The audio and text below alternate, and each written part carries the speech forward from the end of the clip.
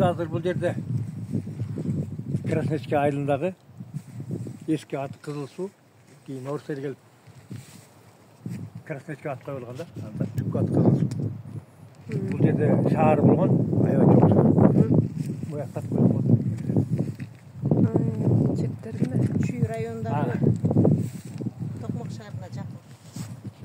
Анан ең қызығы бұл жерден кеп күліш берген серге керек болады. Буддист атай 2,5 мың жыл бұрын адамдар бұзылып, мен қимын дегенде Беккердегі мемориямен шыққан жоқпыз. Шындай баяғы адамдар шығып, адамдарды ары жаққа бері жаққа ести баштағанда Құдай динді ойлап шығарғанда, дин осында пайда болды. Сол диннен ең біріншісі сол буддизм. Азыр барысынан білеміз, буддизм несілі деге борбору Тибетте, Индияда, Қытайда жоқ. Dünyadagi номер birinchi budistlerдің немесілген жері монастыр деп айтылады. Монастыр деген Манас ата деген сөз. Өйткені бүгін біз Манас ата дейміз, ат дейміз да. Ошол уақытта doğru ат деген емес, тур деп айтышканда. Анан Манас тур деген атты қойсаң Манас ата. Ошо Манастың атасы қойса да. Ошондо дүние жүзүндөгү буддисттердин диндин эң биринчи диндин номер биринчи эмеси монастыр жерде курулган. Bu жерден анан жанагы монахтарды даярдашып, анан ошо монахтар бар, анан Индия тиги Кытайды Кудайдын жолуна салган да. Анан бул жерде топурактан эме ошо чоң болду. Булар Буддага сыйнат да топурак. Ошол жерден бул көрөт асар го? Будданы ошол жерден табышкан. Будда 12 метр деп айтылат. Анан эмеге алып кеткен тиги Россияга алып кеткен. Ел айтады, алтындан жасалатын ошол жоқ. Ең алғашқы Будда бұл топырақтан жарылған. Анткени адам ата өзі топырақтан жарылған. Ошол уақытта doğrular адам ата атабыз топырақтан жарылғандан кейін бізді атабыз топырақтан кыла алды, анан кейін Будда топырақтан жарылған. Ошол биринчи Будда ошол жерден табылған. Анан ошондо бул жер буддизм дининин номер биринчи башаты ушул жерде болгон. Алдағы Навекат деген ат, бұл азыркы орысташкандан кейін Навекат деген ат. Эгерде кыргызчага тура келсең, Навек. Дор. Анан ак ат деп атат. Дор нагымы. Буддизм деген сөз эмне? Адам баласын истинный путь, жолго салуу деген сөз да. Ошон үчүн дин чыккан. Ошонун башталган жери ушул жер да. Анан дагы бир кызык нерсени айтып коеюн, мына колумду көрөсүз го. Бул шакек. Бул шакекти мага Жолдошбек Султанов берген. Білесіңер, Қошқартаға Тибетке барған. Сиреш отызға бір кестеген чөнтөгінде екен. Сағынбай ал дейді. Жандағы келіндер жүріп қалды. Ей, мұныңыз жоқ емес депші. Анан Жолдошбек айтты. Зорын көрейін десе. Чолтынбекке бер деп атады, берейін деп. Анан мен емнеге Жолдошбек сөз қыладым. Жолдошбек Султанов Тибетке, мына дүние жүзінде жалғыз бірінші адам. Тибеттегі қырғыздар. Өздері қырғыз деп айтпайды, ару деп айтады да. Ошо ару елде Кудайдын уруксатымен бир жыл жашап келген, андай эч ким жашаган эмес. Анан ошол жакта жашап келген киши да. Анан ал жашап келгенден билип алып туруп, мен ал кишини ушул жерге алып келген. Бул жакта сарайда теңиш бала бар, ушул жерге бир кос союп, ушул жерге алып келип сыйлаган бар. Бул жакта бисим депчи. Анан бүт ошо медалимен изилеп келди да Тибетте, Индияда. Анан отурду. Анан кызык ошол жерден айтты, Жолдошбек. Ал жанагы буддисттердин чоңу лама деп коет. Анан ламанын приемунда болгон. Анан ламанын приемунда сайда каяктан келди? Кыргызстандан келдим. Сен айтты, мен сага бир нерсе айтайын дейт. Бул ламалар да эме да? Укумдан тукумга берилет да барчы. Илгери, алгачкы мен аталарым доорунда дейт. Лама орко. Анан Тибеттер медицинанын эмеси да кыйын. Өздөрүнүн ламасы ооруп калат, анан Тибеттер айыктырылды. Анан бир жаш кыргыз бала пайда болду. Ошо келет дагы баягы ламаны эме кылат, айыктырат. Айыктырат да анан ошондо айтат. Ламагачы баягы жаш кыргыз. Кыргызстан деген жер бар дейт да. Кыргызстанда айтпаптыр, Кызыл суу деген жер бар деп. Ошо Кыргызстанда Кызыл суу деген жер бар. Ошо Кызыл сууга барсаңар, силердин биринчи монастырыңар ошол жерде дептир. Анан бир жаман адамдар чыкканда биз ошо силердин эң алгачкы атрибутуңар бар деп жердин астына көмүп салганбыз. Бир убакыт келгенде таап алгыла деген да. Анан бул Жолдошбек барса айтат, каяктан Кыргызстан. Ушундай силерде Кызыл суу деген жер бар десе, Жолдошбек айтат, жок, Кыргызстанда Кызыл суу деген жок. Бирок Кытайда бар дейт да. Кытайда кызыл суу автономы бар. Ошол жакта ойлоп тур бул. Красная речкада орусча сөйлөп. Анан жакка келгенде айттым, кийин көкө мына ошол отуруп мына ошол отурганда.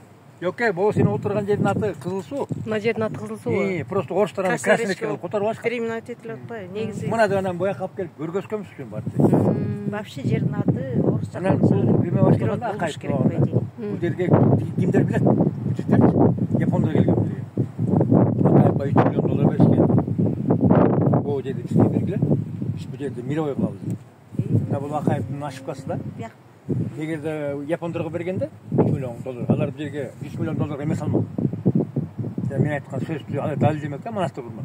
Анан бүгүн туристтер жакка каптамак.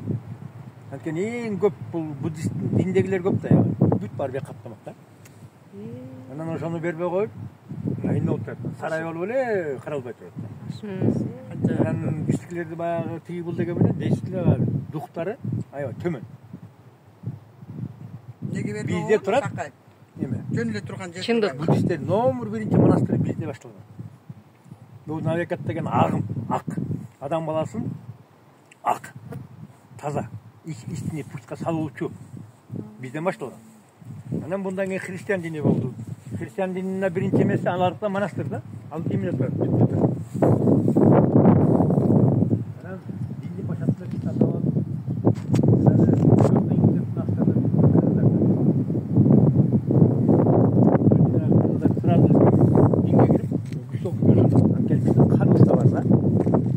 Bizden düşünme öyle, anlattık evre geçken oylup çıkarmayız jakşı nerse. Jakşı nersen tolk bizden ata oylup çıkargan. Endeli moyak. Bizdekiler aytıp söyledi. Sen kim kımmat, sen aytmadın da. Adamlar olgun dedim. Biz aytatan atalardan da kıyın atalar olgun. Atların biz bilbeyiz da. Yine oşulardan kılgan emgegi. Misalı, oşol Bibliyanı, oşol Kur'an'dı, Torat, İncil yazgan ataların bir önde bilbeyiz. Oşol bizden atalar yazgan. Oşolun atları berişmeyin oturuyor. Bizden alıp ketken Din degen bizge başlattı. Yok. Bizden bargan alар. Только бүгүн бизге бузулуп кайтып келет. жазуу түрүндө, биз озеки болгондо. Аны ошону изилдеп алгандан кийин биз тиги пайгамбарларды көрмөсүп айтсак болмок. Негизи пайгамбарлар өзү саналуу эле аз эле болгон. Аны жанагы еврейлер эмне кылган? Өздөрүн даңктуу кылыш үчүн аталарын пайгамбарга кошуп, анан пайгамбарды 124 000 деп тиги каякта бир жок чыгырга кирип салышкан да. Анча пайгамбар болгон эмес да. Потому что пайгамбар деген бул Кудайдын атайын специальный поручениесин алып, анан жерге түшүрүлүп кызмат аткарган киши. Мына Кудайым тиги жаначаны кылбайт. Анан анда эле мыкты пайгамбарлардын баары тең мына жерлери биздин кырсында турат. Сулайман Тодан баштап ар жака Дөт пайгамбарга бар, Илис пайгамбарга бар, Айып пайгамбарга бар. Азыр эме Кудай көрсөмө барабыз Сыгатага. Ал жерде Будда, Иса пайгамбар анан Мухаммед пайгамбардын өзүнүн үчөөнүн бириккен бир ташы. Аны үчүн бир таш. Ал ошол бир эле жолду алып кеткен тугандар деген сөз да. Бир эле кызматтабыз дегенде. Бир кызматта агым, бир агым. Жараткандын жолунда. Алекат деген сөз. Бек. Доордон доорго Кудайдын алек деген бок сөз чыгында. Кудайдын агымын, жана улуу жолун улантуучулар бул пайгамбарлар. Ошон үчүн биз даже баягы Кудайды атпайбызбы? Негизи Кудайга биз Кудайга деген караганда, ошол пайгамбарлар сыйласак, монастыр сыйласак, Кудайга ошол жагат да. Биз ошолор гана аркылуу Кудайга барышыбыз керек да. Анан деле бияктан турган мен Кудай деген ал кабыл алынбайт. Мисалы биз билипти карабайсызбы? Сада Жапаркка кире албайсың, туурабы? Сада Жапаркка вопрос менен кирген күндө да кайта той сенин вопросуңду айлап көтүң бар, уже чечет экен. Кайрылды жиберет. Анан бул айлап көт, аким, губернатор деген ошол жанагы биздин аталар жана пайгамбарлар ошол эме ыл жакта кызмат кеткен. Ошол жака барсаң анан ал чече албай калса өйдө кетсең болот да. Ну, булутты карап койбойбуз, койсунчу эле. Анан ошол жерде турасың. Буяктын таркын ошондон болуп айтып бериңизчи, ошондо күнбөзүбү же эмеси? Бул жерге бул монастыр болгондо жанагы окуу жай болгондо. Анан окуу жайга Анан жана тозулган дедиңиз, а? Мемлекеттеги тургузулган Будданы көм сашкан. Будда деген бир зданияның ичинде турат да. Ошол турган, бул ушундай эме болгон да, балдар окуган жер болгон. Анан жанагы жаман адамдар пайда болгондо деп айтылат да. Бул андан кийин доорулар алмашып жербен жолу да, ошол көп. Анан ошол келген жаштардан эмне кылышкан? Ал убакта биз татылар көргөч болушкан да, ойлоп болушкан. Анан булар бузукуларды теге эмес салбасын деп. Атайын көн салып койгон. Эми бул жерде азыр кыйын ошону табышты, Давидовесин табышты. Бирок мага сезим берген боюнча мун теге жердин астында да. Барбы дагы? Жылат да. Иши жылат да. Аны бир убакыт келгенде айтылат да бизге. Алар жылат. Азыр бизге эмне айтпайт. Анткени биздин деңгээлибиз төмөн. Жетилек. Азыр бул жерден алып чыгып калсынчы, төртөөбүз кыргыз сөйлөшүп келет. Бирisi таш менен уруп теги.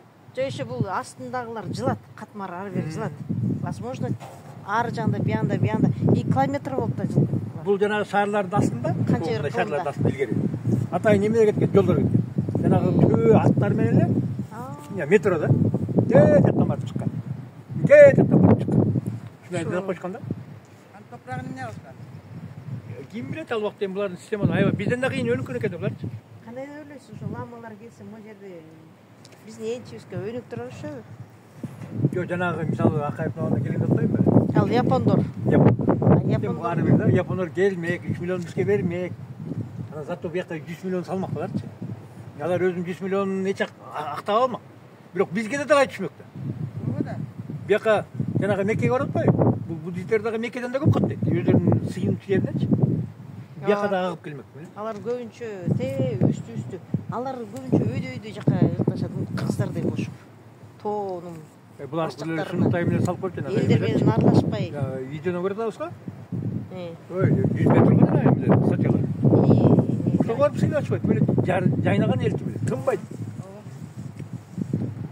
Мындан эле биз кыргыздар эмне деген керемет мазарларды тиги жаныбызда жүрсө, улайтта бирдеме кылганга жарабайт, барып койгонго жарабайт. Башка улуттун баары эле эмелерин зыңгыйтып алып беле.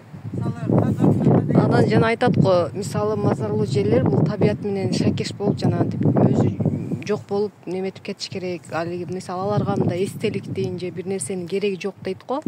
Тоосуп жанагынтип бизде ал эми адамдык неме менен корчоп атпайбызбы, кооздоп, гүл өстүрүп жана ал деле керек эмес дейт да. Кээде ошентип өтө эле ашыра деле жасай берсек, аталарга же ошол мазар ээлерине жакпай чарпып коет экен го. Ошого кандай көз караштасыз? Бизге биздин мазарлар кооздоп кереги жок. Ошо да. Тоспошубуз керек, эчтеке кылбашыбыз керек. Биз ал жерге барып эле таза кармап элечи. Зыпыйып, ошол закону бар, мазардын закону бар. Дилиңди карайм, тилиңди карайм, кийип келген кийимиңди карайм, ээрчип келген кишиңди карайм, анан колуңа алып келген тамагыңды карайм. Мазар деген бул маз деген босто окулат, ар деген үйдө окулат. Мисалы Кочкордага барсак, Кочкордтан үй да. Анан үйгө куруп барбайсың. Ал жерде атага барганда жолуксуп барганга болбойт. Биз ошо атабанын салты менен зыңкыйып барып зыңкыйып кетиш керек. Эмне тилеш керек? Тилегиңизди дайындап алып үйдө отуруп. Анан ошо жерге барган тиленип алып кыска эле кетип калыш керек. Тилеп жаратып, Анан биз болсо бүгүн эмне кылып атабыз? Ой келди, кийинип атабыз. Ошондо мына кийингенде келе. Именно мазарга барганда түркүндү кийет го. Бутта сандаль, биякта шым, биякта юбка, бияга кыргызча, бияга жолукча шляпа, анан очки, пачки. Мындай карап алып ойлойсуң бул бир жактан качып кеткен иши. Зыңкыйып кийинип барсаң жаман көрсөт да. Жо эми мазарга барганда именно ошентип барат. Анан мен көп айтам, мазарга келгенде үй жакта улуу киши карап турат, анан билет, кызың келе атат, неберең келе атат деп алар култап берет. Анан алар карап турат, кызыбызды көрөлү, балабызды көрөлү. Анан ошентип барганда зыңкыйып, кийинип, зыңкыйып сүйлөп, дасторкондун үстүнө энең коюсаң, алар сүйүнөт. Анткени кыргыз эли өзү курайка бата жүрбөйт деп айтат. Ошентип кыргыздын жеринде дасторконун аябай өтө ашапка эмес, кур болгон жаман да. Эң жаманы кур болгон жаман да. Анан түрлүү өзүң жасаган тамактар турса, үй жактагылар анан ыраазы болот да. Анан биз болсо аны кылбайбыз. Жер мазарбы, мазар эмеспи? мазар. Бул жер мындай да, мазарда эки бөлүнөт. Тиги кайып мазар деп коет. Жана мен сөз кылып Кочкордо бул кайып мазарлар. Аны Кудай өзү жараткан. Ошентип элдер айтып атпайбы, аякка барып бирдемени жасап кереги жок да. Жанагы башка мамлекеттер жасап атышпайбы? Аларга туура. Анткени аны адам өзү жаратып атпайбы, ошо ыйык жерде алар жасап атат. Анысы туура эле да. А вот биз кыргыздар жана мазарлар эмне үчүн азыр кылынбай турат? Бул да ошо Кудайдын эмеси да, бизге кылып кереги жок. Ары Кудайдан артык эч кыла албайсыз да. А бирок биз ал жерге ыйыктай барышыбыз керек да. А башка элдер болсо, ал жанагынтип кооздогондор алар туура эле да, баягы лайфтап. Кайып мазар, анан дагы эмне? Шейит мазар. Казакстандыкы төлөшө кетмазар экен да. Бар, почти 90% да. Анан бул жерде эле эме да, Шейит мазарга кирсем болот да, бул жерде ыйык жерге кирсем болот. Анткени бул аябай көп кылым болду. Эмне деген адамдар. Жанагы Манас эпостол айтып атпайбы тиги. Манас табыстын түнөп кеткен жеринде түптүү мазар пайда болду дейт да. А басып өткөн жеринде гүлдөп калды деген жери бар экен да. Базарлык алабын. Баскан жери уже. Түнөгөн жери мазар болуп атпайбы. Анан жана Казакстан жана жерлери ошо мисалы бул жерлер Манастан басып кеткен жерлер. Ну, түнөгөндөн айырмасы бар да. Анткени сен деле тиги 5 күн туганың болсо 5 күн түнөбөйсүң да. Ичинен ылгап бирөөнө түнөйсүң да. Анан бул жерлерди биз жанагы ресторанга, базарга караганда биякты сыйлашып керек. Аякка тим эле атайлап той болот десе көйнөктү сатып алып анан барып атпайсыз. Бияка мазарга деп ким көйнөк сатып алат? Болгон көйнөк. Эми жолдор да чаң болуп атпайбы бир кырынан? Мындай. Анан мунун баары тең ошол биз эмес керек ошол. Бийликке эме да, эң башкы роль. Ошо бийликке ушул нерсени түшүнгөн, ушуну сыйлаган киши келет. Анан ошол киши келгенден кийин анан атларга уруксат берет да. Көтөрөт. Жанагы азыркы шайлоо системасы менен келген, курбаданы берген, алардын ишке ашпайт. Алар баягы өздөрүнүн күчүнө жараша иш кылат. Аталарда колдоо болбогондон кийин Кайпенөнүн жумуш анча-мынча жумуш кыласың, кызматтан кеткенден кийин ora тескерисин чыга баштайт да. 30 жылдан бери көрбөйбүз, көрдүкпү. Качан кайып менен эсептешкен киши келгенде анда совсем башка болот. Анан сыйлаш керек, ошону тилешиш керек, ошону күтүш керек. Көчө жанагы Элдиранын айтканы ошончун туура деп эдим да. Биз бүгүн эмне тилеп атабыз? Сиздер ушул эң жек көргөнүм ачка калганса эле баары тең токчулук молчулук сурайт да. Көп киши аралашып атайын угуп отурам. Улуусу деле, эркеги деле, жашы деле баштаган деле ошол. Токчулук, молчулук бериши депчи. Жаштык дегенди башташ керек да. Эң главы үй жөкө эмне жагат. Биринчи жерге тиледейт. Анткени жер улуу да. Анан жердин үстүндө жерди кимге жаткан? Балдары элге. Анан элге тиледейт. Анан ошо элдин ичинде болоюн дейт. Азыркылары билет. Элге деп коет дагы адам биргестен кийин элдин ичинде мага бер дейт. Бул уже туура эмес. Элдин ичинде болоюн дешти. Элдин ичинде мага бер деген бул уже жакшы эмес да. ар бир сөздү туура ойлонуп туура колдонуш керек экен да. Эми аны биздин атага айтып атпайбы? Ойноп сүйлөсөң дагы ойлоп сүйлөп атат. Анткени адам эки жол менен күнөө болот. Баскан турганы менен күнөө болот. Анан оозу менен табат. Анан баскан тургандын ответи жеңилирээк. Оозунан тапкан күнөөнүн ответи аябай оор. Аны бир эле өзүң эле аткарасың да. Билбей жүрө бересиң. Ооз менен мисалы бирөөнү тебисең, бирөөнү ушаттап койсоң, бирөөнү бир нерсе уурдап алсаң, мисалычы, илбей эле адам билет. Баягы уурдап койдум, сөгүп койдум деп. Жана оозуң менен туруп мен мынтип коем, анан мынтип коем деген бул өзүң да билбейсиң, башкалар тең бөлө билбейт. Анан вечный эмне болосуң? Күнөөкөр болуп жүрө бересиң. Ошо сенин кылган күнөө кымбат. Сен токтоп калбайсың сен менен. Сен өткөндөн кийин ал балаңа берилет. Балаңды аткарбай койсо небереңе берет. 7 атага чейин кете берет. Унутулбайт. Анан бүгүнкү күнү кичинекей балдардын оорлук болуп калып атканы, кыйнап атканы негизи ал балада күнөө жок. Ата-энеде да. Ошол ушул дүйнөгө алып келген атасында, же болбосо андан муркусунда. Анан аны эч ким таап бере албайт да. Анын жандырмага табылбагандан кийин диагноз табылган жок. Значит, оор айыкпайт деген сөз. Ошон үчүн бул жерде аябай абайлаш керек да.